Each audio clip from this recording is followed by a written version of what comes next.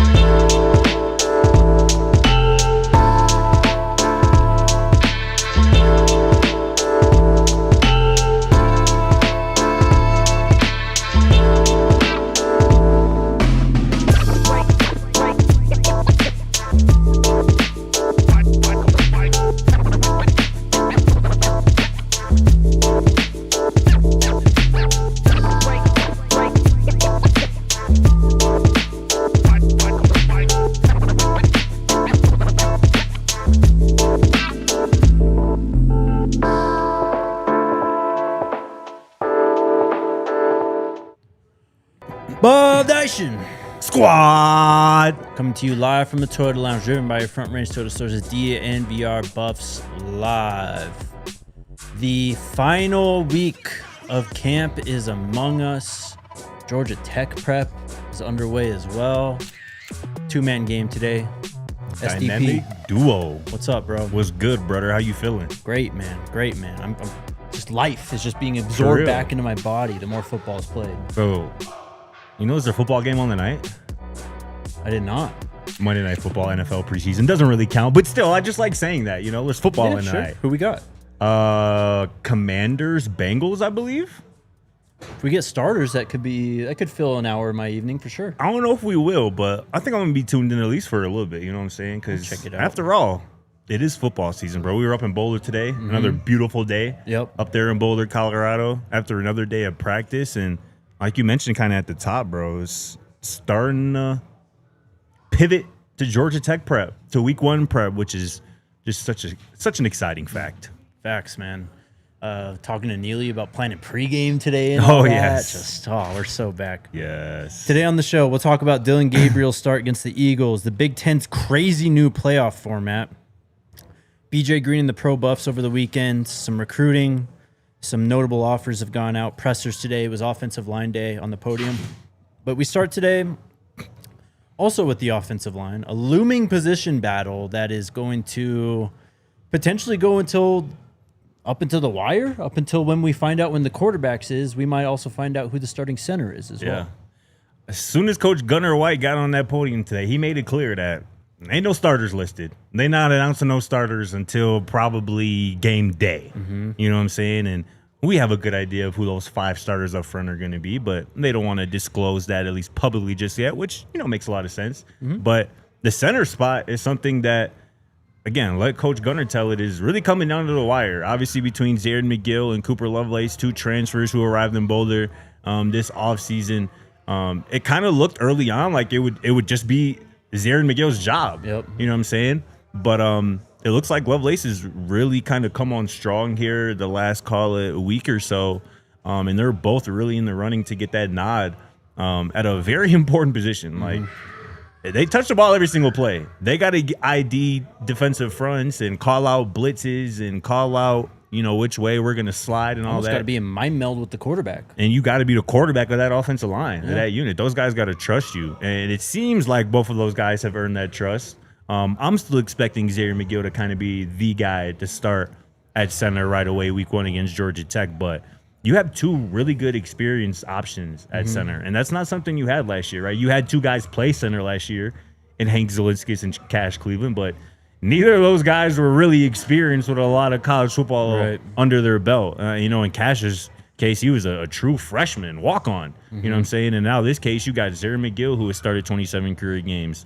Cooper Lovelace, who started 9 games last year at Northwestern in the Big Ten. So this is a good spot to be in, and the competition is really high, so we love to hear that. RK is, I don't know where he is, actually. He's working, though. Yeah. He'll be back soon, though. Yeah. Yeah, man. It's you love to see it, honestly. I mean, that's kind of a best case scenario. For sure, man. You went into this offseason, especially after, even when Zarian committed and then Cash entered the portal, center became a massive question mark at that point, right? Like, do they trust Zarian enough to, fill that role? Will they bring in more competition? They do bring in Cooper Lovelace, but I'm truly torn, honestly. Like, you have the experience of Zarian, but what we saw from Cooper in terms of, that video, like his flexibility, like the ability to play all over the offensive line, like that's just good to have. He's going to know what everyone is supposed to do, basically, just from having that experience, played at guard and tackle, right? Definitely. So we'll see. Who would you bet on, though? To be the starter? Yeah, I like Xavier McGill. And I think Cooper Lovelace is like a great swing man, a great six man. Him and Kareem Harden, whose name has come up quite a bit as well over the last week, including today. Like both of those guys seem like a center goes down, throw in a left guard goes down, you can throw in either of those guys. A right guard goes down, you can throw in either of those guys. Right. And I think both of those guys being Swiss Army knives, so to speak, guys who can play multiple positions, again, talking about Harden and Lovelace here, I think that makes them the perfect 6th and 7th man for this offensive line because we heard it again today. I forget from either Hegamin or Gurode, but the goal is to have 8 or 9 guys. Yep. And I think it was Hegamin who said that they feel like they're getting close to that.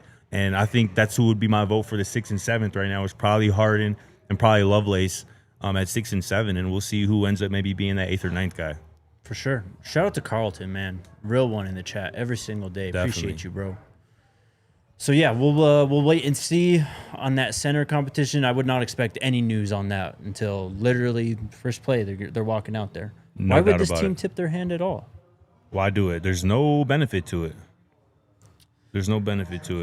Truly. And then also a development in the running back room. We'll talk about Trackhawk and that crazy play here in a second. But Neely shared with us on our takeaways video earlier, Dallin Hayden will be missing the Georgia Tech game.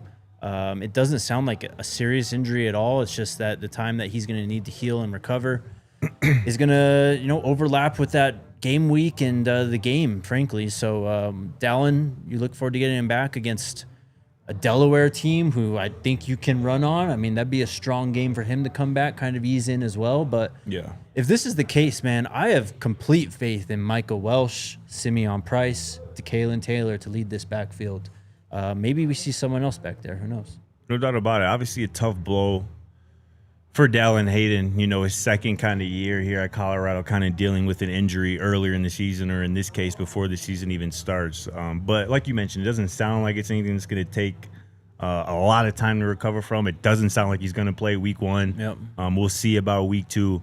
But, this is a big opportunity for the other guys in that room. I think most notably Simeon Price. Totally.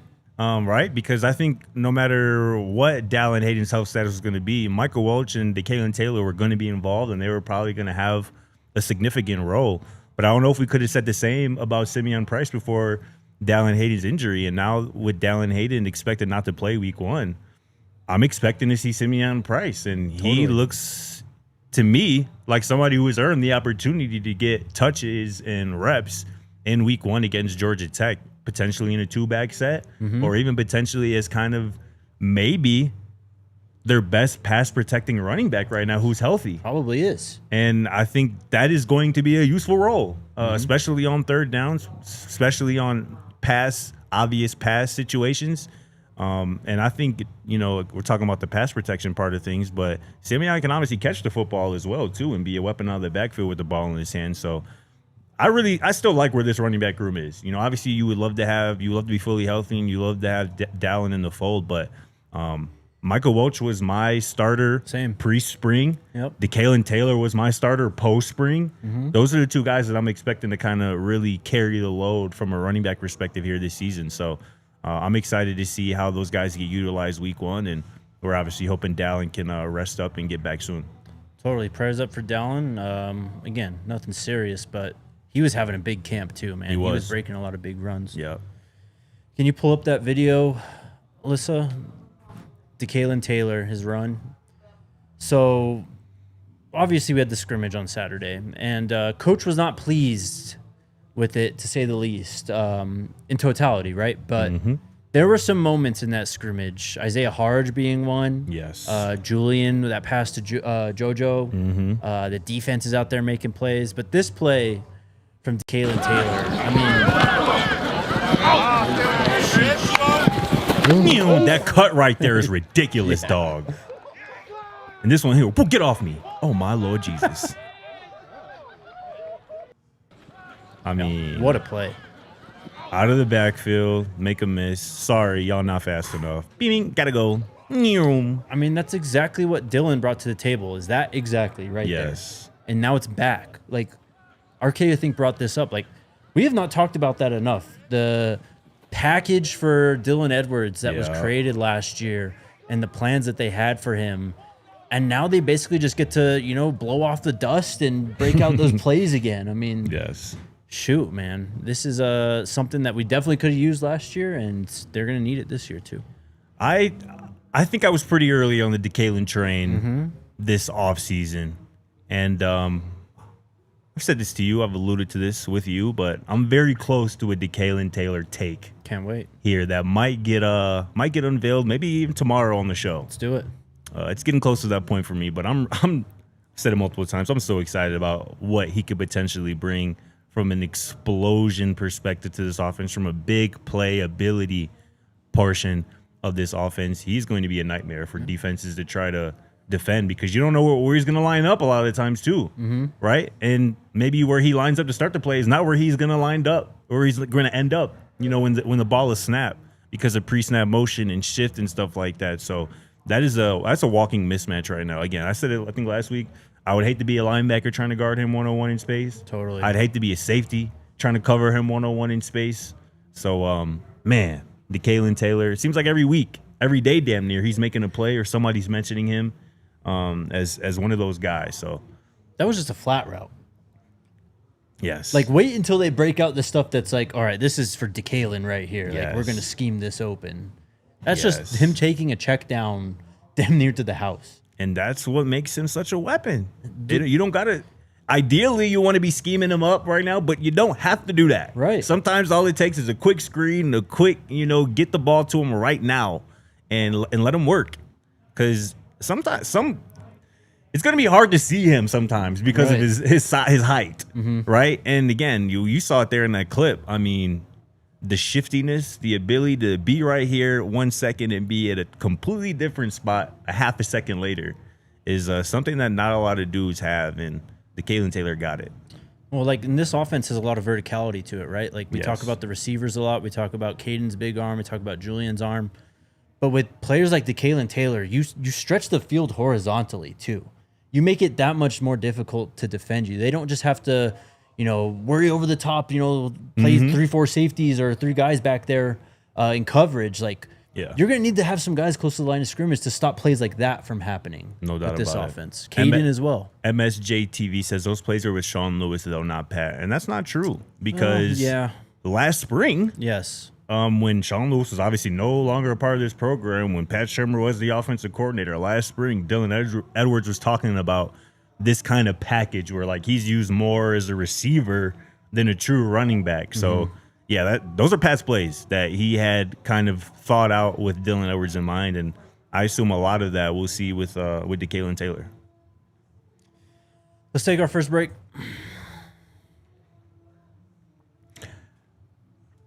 Shout out to the squad, our new good friends over at Taco Bell, Dag. Do y'all see this right here?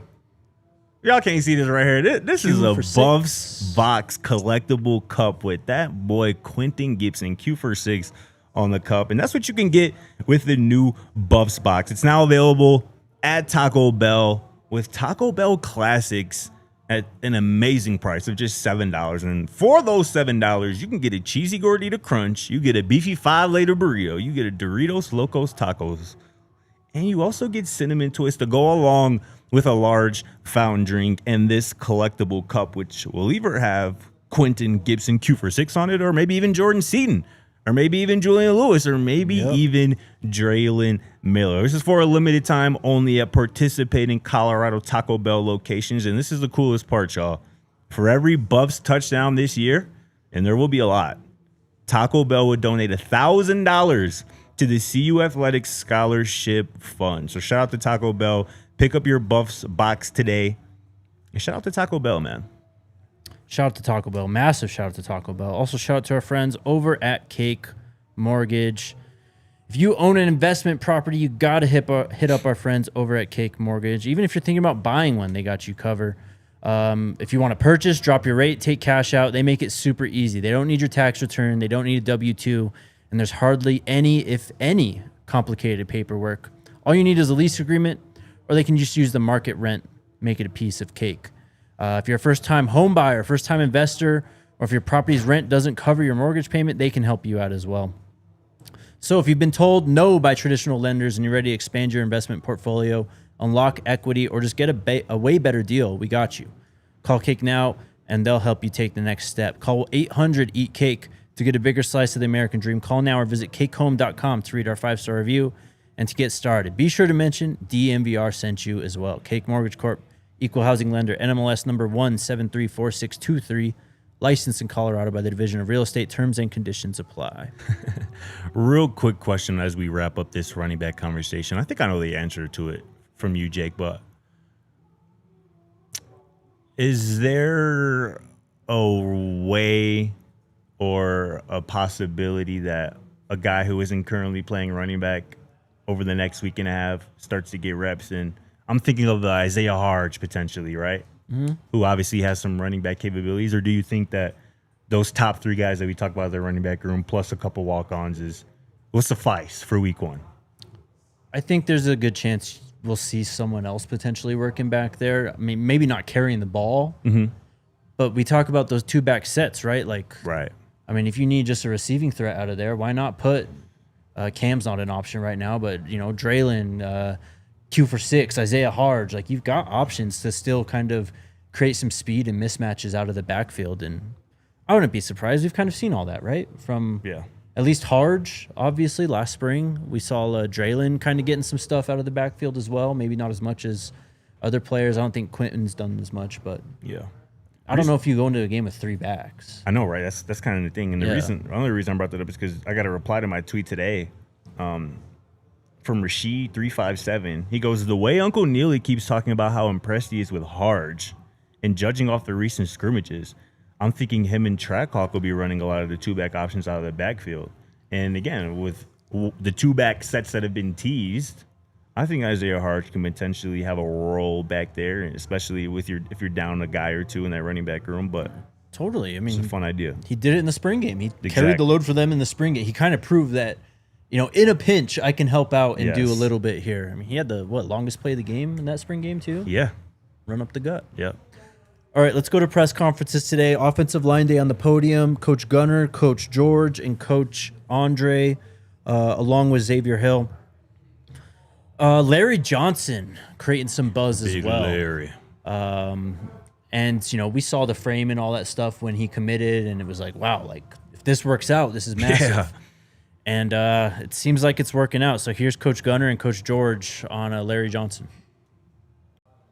The goal is to run the ball. So we got to have bodies like that. And, with him and Kareem and Zai and Xavier and Jordan, like, you name it, we're in a pretty good spot. Yeah, the interesting thing is, like, when I walk behind Larry, I know how people feel when they walk behind me. and I told him for the first time, I said, Larry, can I ask you a question? I said, do you know I finally get what people see when they're behind me now?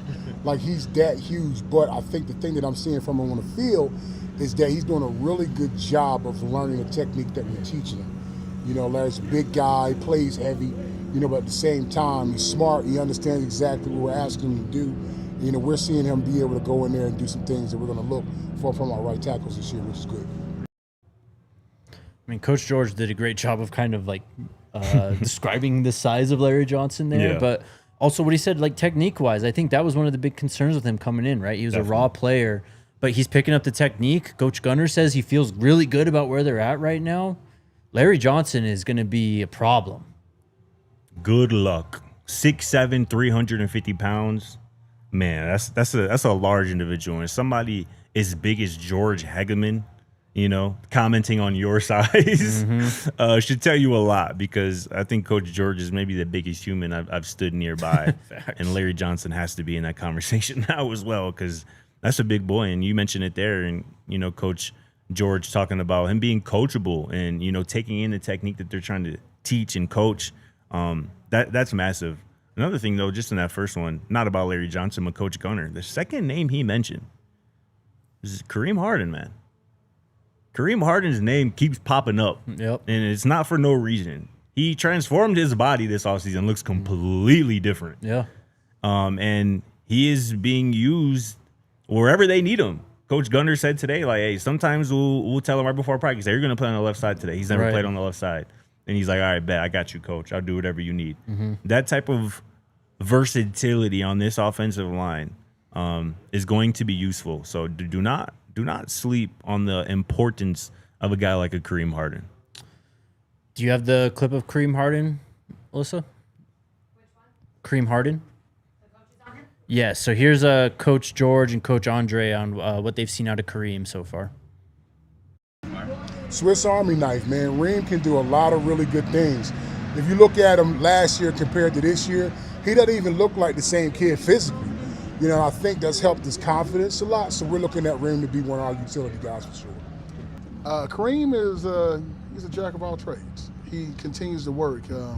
He likes the challenges that are thrown out there. Some days we'll go out there and tell him he's playing on the left side. He hasn't had any reps at it. And so he'll go in, say, hey, coach, it doesn't matter what they ask me to do. I'm ready to play. And we appreciate that about him. Buy Kareem Harden stock now. Now. You just need dudes like that because the dudes who are like, no, I'll play right guard. That's what I'll play. Right. I'll play right tackle. That's what I'll play. Yeah. You can't have that. Not in the NFL either. Exactly right. And those George Hegamin knows that. For sure. Andre Gurode knows that. You know what I'm saying? So the fact that these dudes are willing, Kareem Harden, including Cooper Lovelace, some of these other guys who are willing to play multiple roles and just willing to do whatever's asked of them, whatever's needed at the moment, I think speaks a lot to those guys as individuals, and it speaks a lot to this coaching staff, right? Because you don't sometimes it takes a coach to help you understand what you don't understand. Totally. Yeah, if you that don't makes know sense. what you don't know. Exactly right. And it makes it so much easier when there are guys who have done it at the NFL level who have been where you're trying to go. It just holds a little extra weight. And I think we're slowly and surely starting to really see the impact of this NFL-laden coaching staff at multiple positions. Talking about Faulk and Pecco and Sapp and Mathis and the rest of those guys. Like, I think we're really starting to see it, and I think it's coming to a peak at the perfect time. For sure. Kareem probably won't be a factor in at center, but let's go back to that real quick. Here's Gunnar kind of talking about that competition, and then here's the Coach Hegamin talking about, obviously he was here last year, wasn't an offensive line coach, but he does a lot for the team, and so he spoke on the differences between this year's line and last year's offensive line.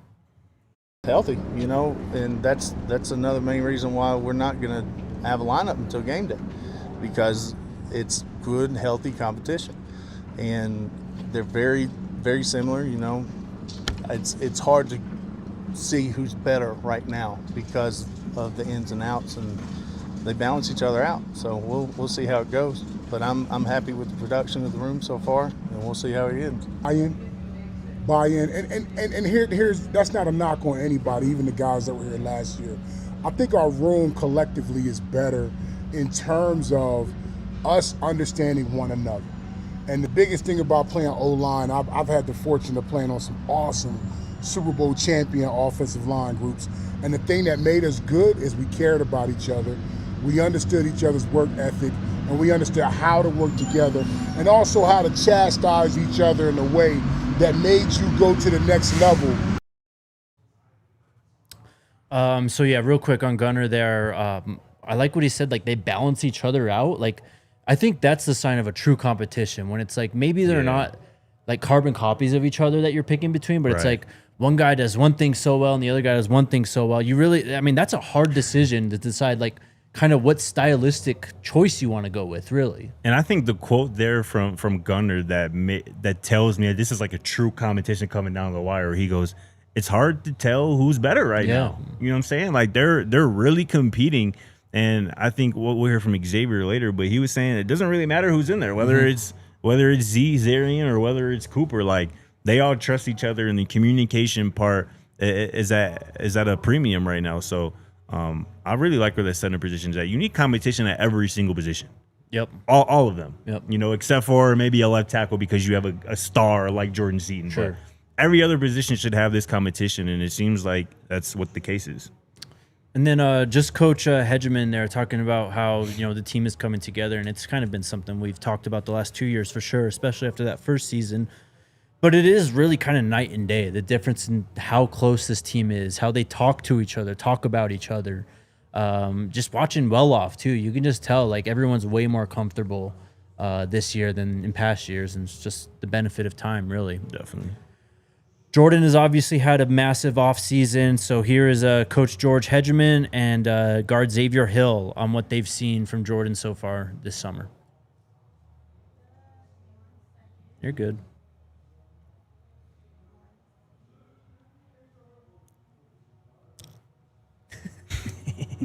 What's up, chat?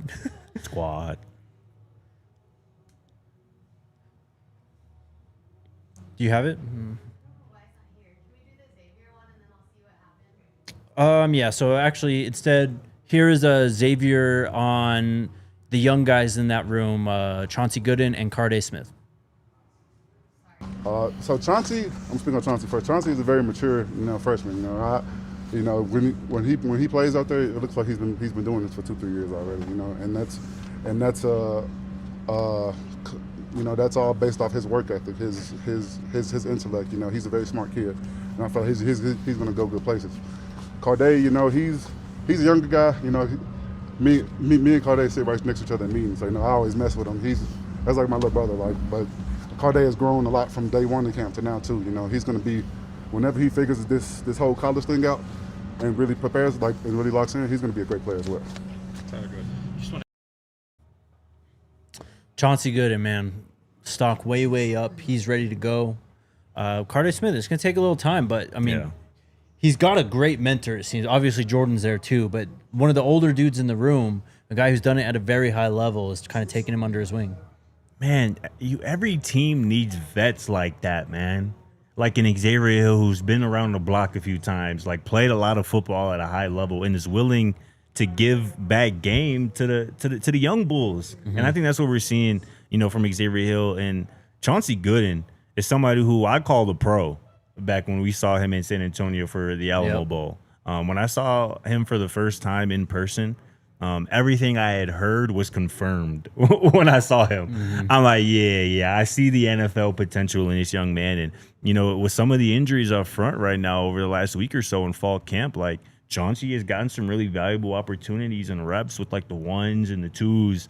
And he has really held his own. Yep. Looked like he belongs. And, God forbid, hopefully he doesn't have to step up and, really be counted on this year. Sure. But I feel like if he had to be, he can be counted on. Mm-hmm. You know what I'm saying? And that would do wonders for his development and his future, obviously. But the Buffs got a special one in Chauncey Gooden, and I think as well with Carday Smith. Well, I asked Coach Hegamin because he had that talk with the freshmen earlier in the team meeting room with Coach Bryan, mm-hmm.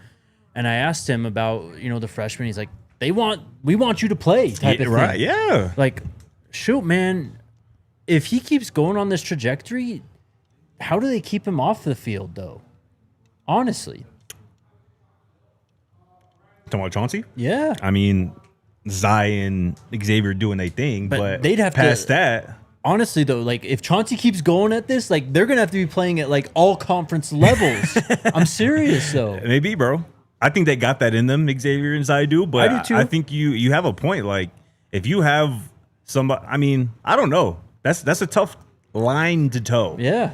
Right? Because again, you don't want to throw him out there too early, but if you feel like he's ready, right, and that's going to be your guard for the next 2 to 3 years, you want to give him reps. It kind of goes into the Julian Lewis kind of thing, right? Like if you think he's ready now, get him in there now, mm-hmm. because those early reps are going to help you a year from now or 2 years from now. Yeah. So I get that. I mean, we're talking about that with Q for 6 as well. Yeah, for sure. There's a handful of guys in this freshman class, and a lot of them are going to make a pretty big impact. Some soon, some later. Let's take our next break.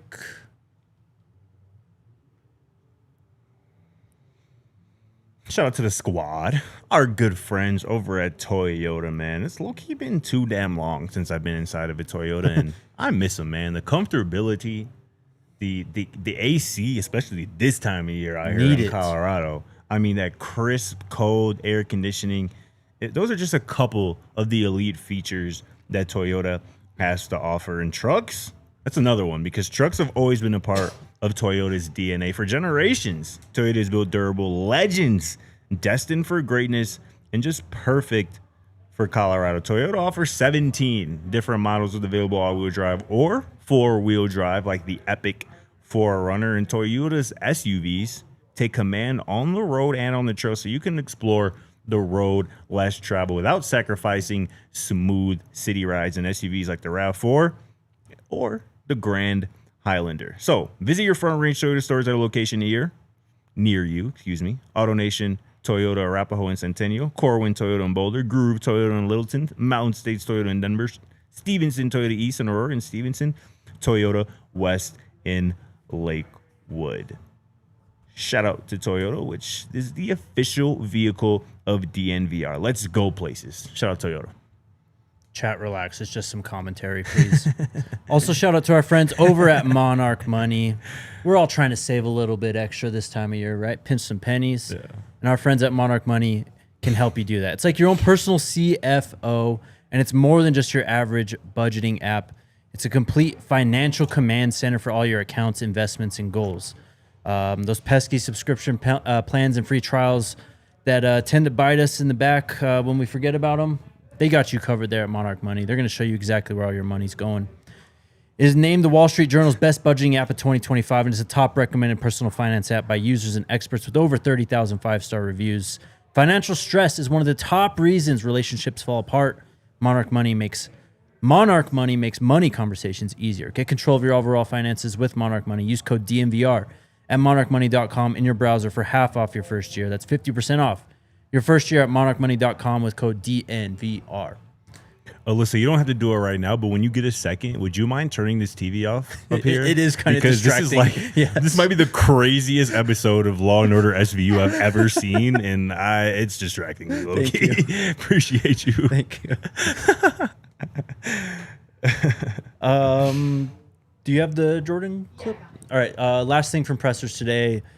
Here is George Hegamin and Xavier Hill talking about what they've seen from Jordan Seaton. We've just continued to get closer and closer. We compared to the beginning of camp to now, we're miles, ahead of where we were. We're putting people on the ground. We're picking up the games easily. Fist bumping at the plays because we're doing good. We're learning each other, and I feel like we're deadly. The thing is that Jordan is so intrinsically motivated that you got to find different things to keep him going and keep him on the right track. Like I said, listen, I'm seeing you turn monotony into millions every single day because the kid just wants it. He loves it. He has the type of attitude that you want out of your star left tackle. He comes out there to work every day and get better. That's exactly what we need. That quote from Coach Hegamin, I'm watching him turn monotony into millions. What a bar. Fire. What a bar. I mean, it's true, though. Like, we are watching Jordan Seaton's path to being one of the earliest drafted tackles in the 2027 NFL draft, right? Yes. Yeah.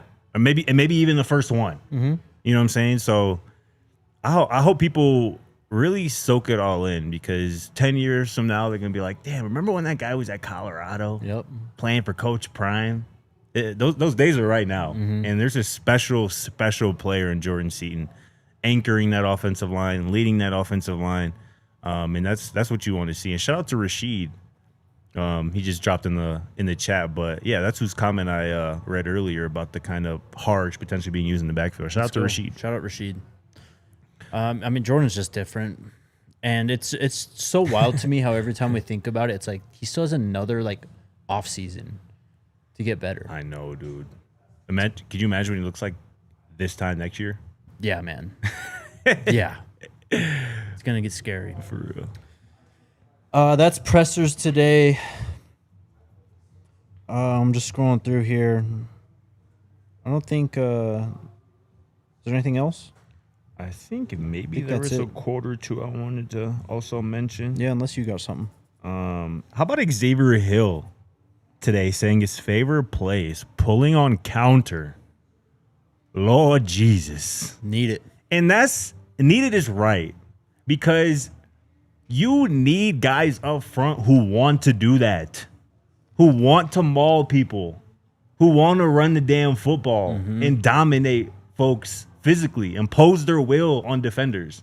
And Xavier Hill strikes me as that type of dude. Zy Chrysler strikes me as that type of dude, and I know Jordan Seaton is that type of dude. So, again, it's one thing to talk about, yeah, we want to improve the run game. We got to improve the run game. But it's a whole other thing to show it in your actions. And this recruiting staff showed it in its actions by recruiting guys like Zy Chrysler and Xavier Hill. And I just love to hear that, bro, because I remember you mentioned it last year in the UCF game last year. Like, was that counter? Like on the Dallin touchdown? Like, I haven't seen that all year. I didn't see that at all last year. And it's like, if that can be more of a consistent theme with this offense, man, sky's the limit. Facts. That's pressures today. We'll actually be back tomorrow. I don't remember who we have, and then we'll be back on Thursday as well. So Be Receivers Day tomorrow. We're here from Coach Jason Phillips, and don't know about the players, but we'll see. Who do you think? Who do you think we'll hear from? I think we just heard from Draylon, so he'll probably be out. Who do you think? We're gonna get O for sure. I think. That'd be dope. And then who, right? Or maybe it's just one player like it was today, but I don't know. wonder if it's Sincere. That was kind of the name that came online as well. JoJo. Harge could be cool too. You know, he's been around. It's gonna be very interesting. We'll see if it's telling too. It usually is. Usually, but It usually is. They're even being cautious with their hints, I think, right now. Yeah, for sure. All right, let's talk recruiting. We have a massive offer for the Buffs that went out just yesterday. Can you pull up that screenshot, Alyssa? Meet Kavian Bryant. This might be a name we talk a lot about here moving forward. 5-star on the 247 Sports Composite rankings from Westwood High School in Palestine, Texas. 6'1.5", 180 pounds. Ranked the 35th overall player on this composite ranking and the second quarterback in the class. He is Rivals' #1 quarterback in the 2027 class. Colorado has got their hat in the ring. They have offered him. So we'll see. I don't think we saw too much. We did see some 2026 action with the quarterbacks, and of course that class is still going. But Kavian Bryant, remember that name. Bro, a dog. Yeah, you watched already? Not for real. I mean, I haven't really turned on the tape or nothing, but you just follow the offer list. You follow the fact that depending on which recruiting site you look at, he is either the #1 or the #2 quarterback in the class of 2027. Offers from Texas, Arkansas, Auburn, Baylor, just out of the Colorado offer. Last year as a sophomore, Jake, as a sophomore, completed 82% of his passes. 34 touchdowns thrown to just 3 interceptions. Also ran for 700 yards and 11 touchdowns in the state of Texas. Yeah. And we know how I get high school football get in the state of Texas. Like, this is a ball player right here. And, you know, again, all attention and focus at the quarterback position for Colorado in 2026 and beyond is on Julian Lewis, and for very, very good reason. But eventually another quarterback is going to have to be added to the mix for the future of this program, and Kavian Bryant would be an immaculate add. This guy is an all-around athlete. He, of course, plays quarterback, but he is a star player on his high school basketball team as well. Averaged 28 points per game as a freshman for Palestine Westwood. Very dynamic player, though. Dual threat. And the little write-up from Gabe Brooks at 247, the end of it says, appears to be one of the higher ceiling QB prospects in the 2027 cycle. His father was also a Division I basketball player at Mississippi Valley State. So, yeah, this is a complete athlete, man. This is someone to look out for. Is that true, Nick G? Michael Vick's nephew? If so, that is definitely one to watch. Yeah, well, maybe his dad is Kadarian Bryant. I'm not seeing the any Michael Vick connection, but we'll see. We'll learn either way. But I think this is the first real. I mean, there's been some, but like first big 2027 target to really emerge. I think you're right. For the Buffs. Let's keep an eye out on him. Lecky Tompkins is another kid to look out for. Did we talk about him last week? We talked about some running back. Was it him? I think it was because I think we did. We just mentioned because he had picked up the offer.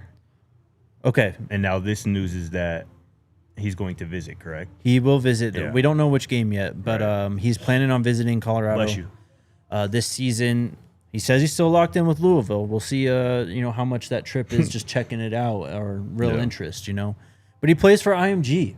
Just transferred there for a senior year. Just transferred there. Lecky Tompkins is also listed at 6'1", 235 at running back. Bulldozer. That's the mold Coach Prime likes. I mean, that's maybe a bit taller and bigger, but he likes guys who are bulldozers. Who are going to run people over. Who are going to run behind their pads, So this is a great fit.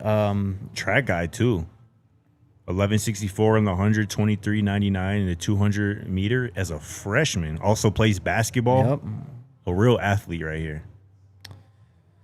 So we'll keep an eye out. We'll see when he shows up on campus. But, I mean, a low-ranking 3-star right now, but he's headed to IMG. He's prone to just – it's almost guaranteed his ranking is going to go up in some regard. We'll just see how much. All right. BJ Green in the Pro Buffs. Let's go. BJ Green balled out. Yeah, he did. Pro Football Focus graded him out with an 81.8 pass rush grade. He had 5 pressures and a 29% pass rush win rate in their preseason Week 2 game. Travis, of course, did not play. I actually didn't watch the Jags, so I can't tell you too much about the game. I don't know if Cam did anything either, but BJ Green, I mean, we try to tell y'all. Sounds like Colorado BJ Green. Sounds like the Arizona State BJ Green. BJ Green, remember, before last year, he entered the 2024 college football season as the career active leader in quarterback pressures. Like, that's what this dude does. Yeah. Is get after the quarterback, get near the quarterback, get him off his spot. I mean, 7.5 sacks last season. This is somebody who, at this point, throughout training camp and whatnot, I think is proven to be a valuable player on that kind of front seven for defense, and not to the point where we're gonna see him on the field for the Jaguars this year, but to the point where he should stick around. And I don't know if it's going to be on the 53-man roster, but potentially on the practice squad. Like there is certainly something here at the NFL level with BJ Green, and I'm excited and so glad to see him really put some good film out there in Week 2 for the Jags. I mean, 5 pressures, and I'm sure I don't know how many snaps he played, but that's elite stuff right there. Also, did Zay have a catch? Or this is just the return that he had? That the return is all I saw. Okay. So Zay had a big return. Yeah. I saw Jimmy got involved a little bit in the Panthers offense. I saw 1 touch for sure. Yeah. Travis, of course, didn't play. Who am I missing? Will, I didn't see anything from. I did not either, right? LeJonte's pretty much made the roster. I don't know if he really needs to play much this more preseason. But Dillon Gabriel. He played football this weekend. He did play football. He actually looked pretty good until it didn't. I think that's exactly what I said to you guys, or maybe I said it in my group chat. I'm like, he actually kind of looked good until he didn't anymore. Yes. Like, you know what I'm saying? I feel like a lot of people out there were like watching that game like, okay, all right. Yeah. A completion there, a light step in the pocket, deliver there. And then around a little bit, even with the hammy. And then he did what he can't do. He did what Shador didn't do, which is turn the ball over and hand the ball to the other team. And, that interception, say what you want about it. What I will say out the gate about that interception, that pick 6 that Dillon Gabriel threw, was that it was the same exact play that Shador Sanders threw his first NFL preseason touchdown on. A play action roll out to the left. You got 3 options out there to your left. You got a short, you got an intermediate, and you kind of got a deep kind of option there. Levels kind of concept. And Shador threw a dot for a touchdown, and Dillon Gabriel threw a touchdown to the other team. And granted, we all saw the play, I'm sure. There was some miscommunication on the receiver's part. That was not how the play was designed. And that certainly contributed to the turnover. But if you're Dillon Gabriel, you have the ball in your hands. You have the autonomy to not throw that football and turn a bad situation into a worse situation. That's something my coaches always told me. Like, 2 wrongs don't make it right. Right. Especially at quarterback. If you see something wrong, somebody not doing what they're supposed to do, don't compound the mistake by adding to it. Throw the ball away. Slide. Take the sack. Take a sack. Yeah. Yes. You know what I'm saying? So that is, like I said at the top, that is what Dillon Gabriel couldn't afford to do. That's what Shedeur Sanders couldn't afford to do, and he didn't do. It's clean with the football. I remember I mentioned you two last week when people were making a big stink about Kevin Stefanski's kind of post-game kind of talk to the team after the Panthers game, and people were like, he didn't even mention Shedeur. And I was like, I feel like he did. When Kevin Stefanski made it a point to say no giveaways. Yep. No giveaways. And he was clearly proud of that after the Panthers game. He couldn't say that. Couldn't say that this weekend. This team couldn't help turn the ball over last year. Yep. That has to be so massive in this quarterback competition. And not even to mention the fact that Shedeur Sanders had more total yards.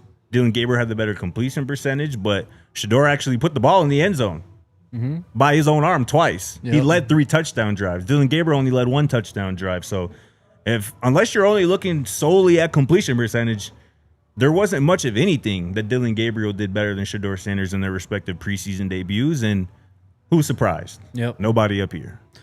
Totally. And then the quote happens.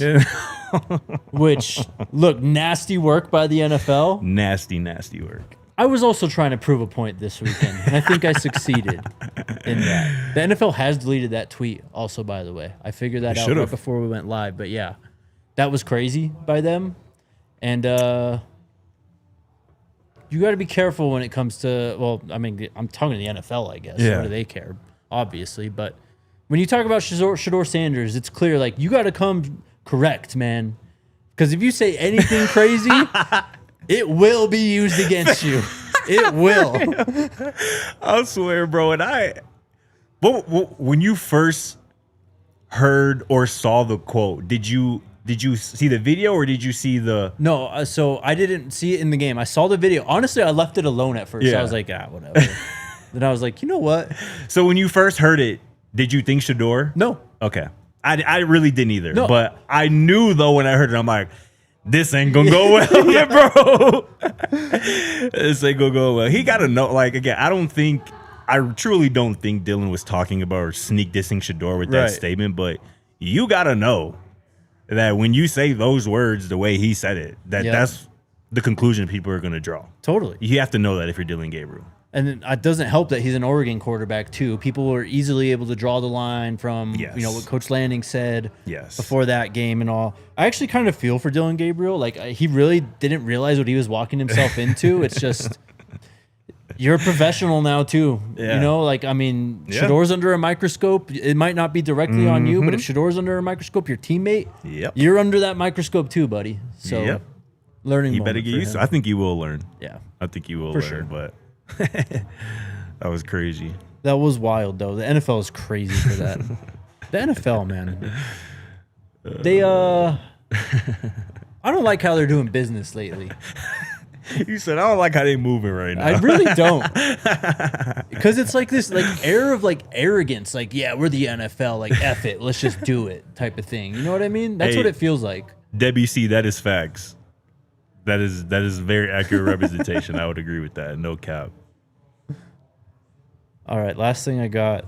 This was also crazy over the weekend. Same day, actually, as the Browns preseason game.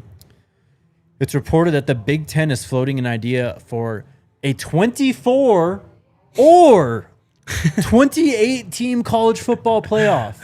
What the hell are we doing? How? Just doing shit, bro. Just throwing shit at the wall, seeing if it's gonna stick. I mean, that's crazy, dog. We're just so focused on what we can do as opposed to what we should do, what needs immediate attention right now. The playoff does not need immediate attention right now. No. These idiots at the Big Ten and the SEC, like, They're just letting it consume them. It's crazy. I tweeted, go take a lap, man. No, for they real. both got to just like, go think about what you're doing, honestly. Get them a water and tell them, Juice tighten box. up. Yeah. Tell them tighten up. So we'll see. I think the playoff is still set in stone for 12 for next year. Unless they come to some miraculous, conclusion within the next, literally, I think, couple of weeks. Right, yeah. So we'll see. Anything else before we talk to the chat? I think it might be time to see what the chat's talking about. Well, Go ahead. you mentioned last week on the show Brent Key, Georgia Tech head coach, Yeah. out of their scrimmage, talking about like.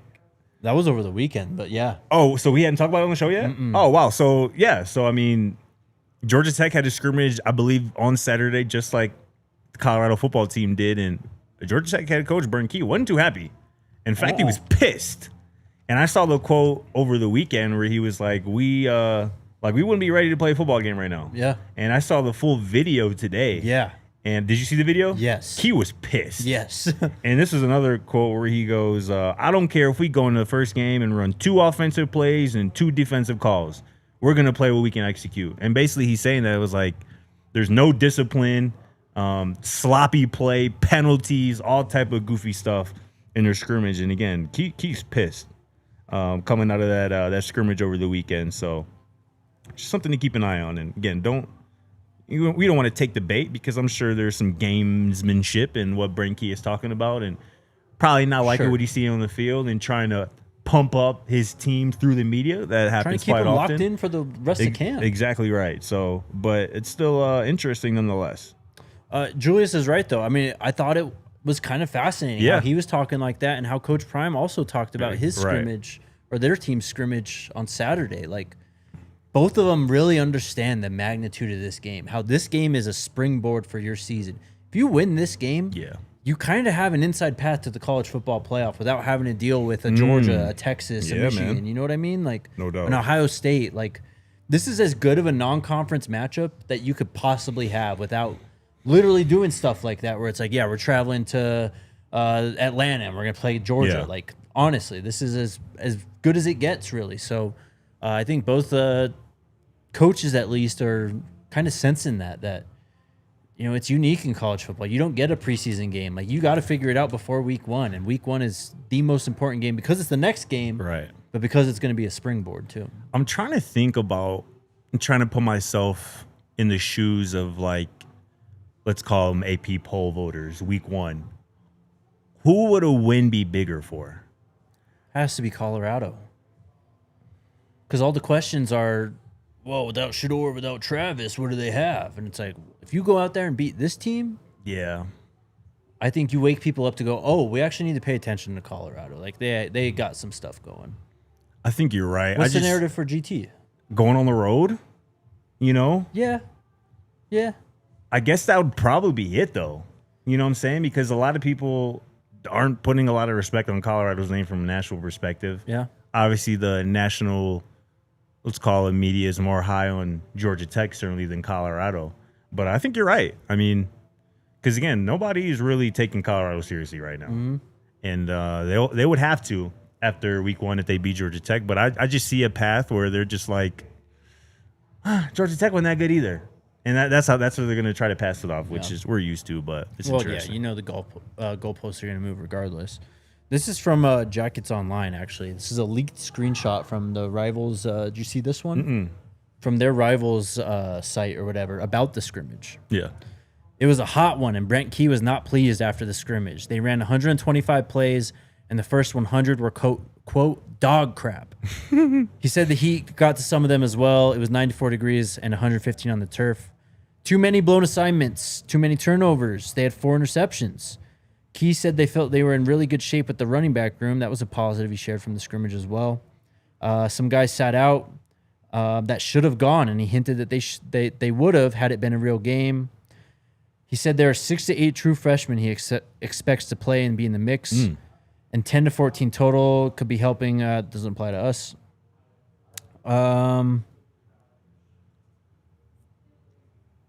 Yep, that's pretty much it. So Very interesting. we're very much in the dog days. I don't think any team feels ready to play a game at this point just yet. So And if you do, don't tell the media that. yeah, definitely don't. Could you imagine the coach? Oh no, we could play a game right now. Like nobody's saying that. We're ready to play a game right now. We Coach need to. Key did have a fire quote at ACC Media Day or something. Really? Did you remember that? No. Because he was asked, I think he was asked about why one game is being played somewhere as opposed to somewhere else.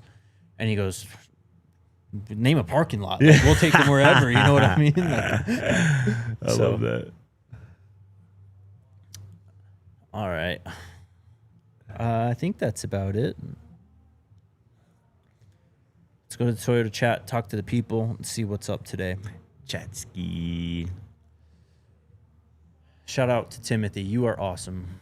Z asked, what are your thoughts on King Joseph Edwards still being without a new team? Do you think can you continue to see players seemingly get lost in the portal moving forward? I have no idea what's going on with King Joseph Edwards. I just saw an update from Pete Nakos today, and he said that King Joseph Edwards actually never entered the portal. Wow. So I think it was one of those situations where it was reported he's going to enter the portal, he plans to enter Just the portal, didn't, yeah. and just never did. So he's back at Syracuse. Very interesting. All right. Good to know. William asked, how's Hakeem Williams looking? I think pretty good from all reports. I think they're very encouraged with what they've seen by him. You've seen it on Well Off. He's been running with the 1s and 2s every now and then. Mm-hmm. That frame, I mean, how can you not, honestly? That boy looking good. And like you mentioned, he's starting to get more reps with the 1s, with the 2s, and that's only going to increase because that is that's a specimen right there. Hakeem Williams. Not to mention a former 5-star. Yep. So that would could you imagine if he was the receiver we hear from tomorrow at media?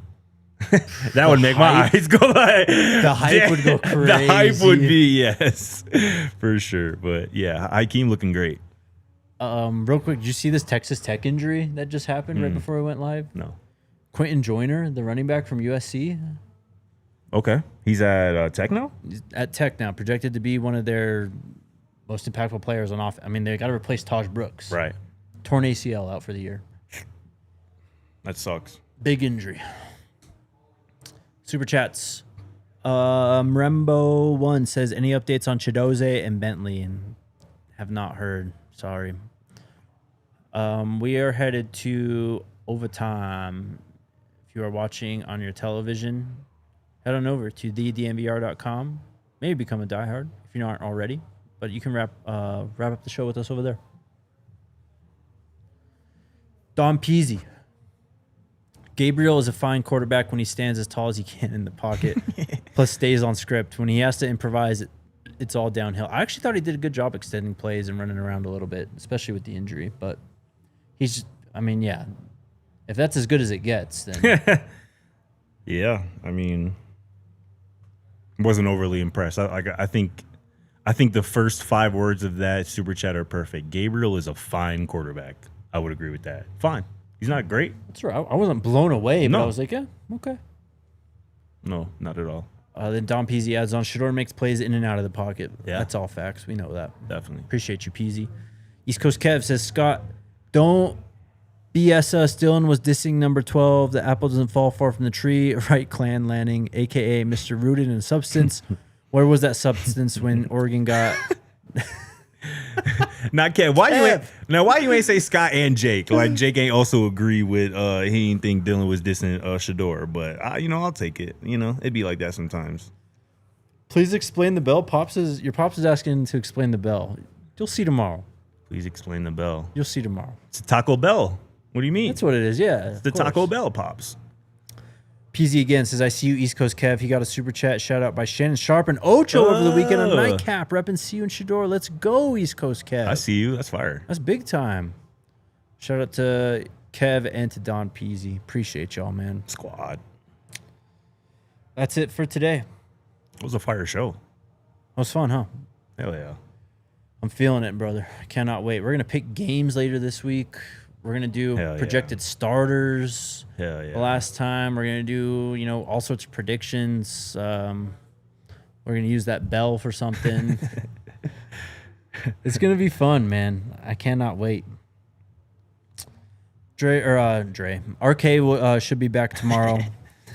Maybe Dre. I mean, Dre might make an appearance this week too. Actually, he really now might. that you bring it up, yeah, you have that to look forward to as well. So we appreciate y'all. Chat. See you tomorrow, Skull Buffs. We all silly like the mayor.